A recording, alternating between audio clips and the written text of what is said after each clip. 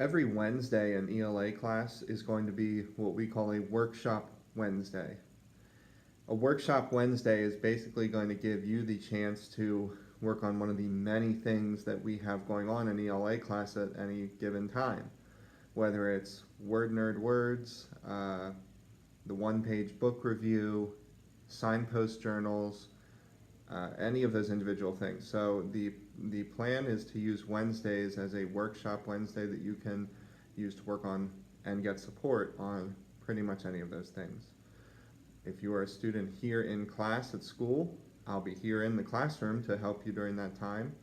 If you're learning virtually at home from distance, I will still be available. That is something that a great time that you can send me an email or maybe even call if you want to, that I can get in touch with you and we can get you some support and help, and I can answer any questions you might have.